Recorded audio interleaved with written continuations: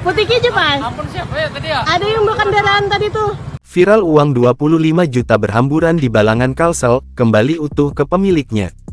Sebuah video yang memperlihatkan uang puluhan juta pecahan 50.000 berhamburan di jalan viral di media sosial. Setelah ditelusuri, kejadian itu terjadi di Jalan Ahmad Yani kilometer 3,5, Paringin, Kabupaten Balangan, Kalimantan Selatan Kalsel pada Rabu tanggal 16 April tahun 2025 siang.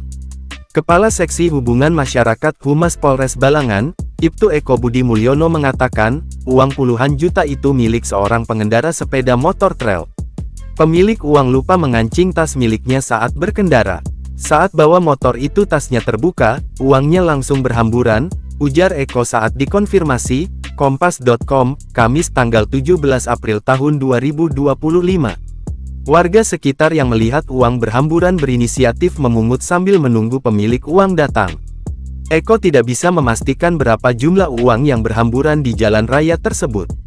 Namun, dari informasi yang didapatkan dari warga sekitar, uang yang berhasil dipungut berjumlah 25 juta.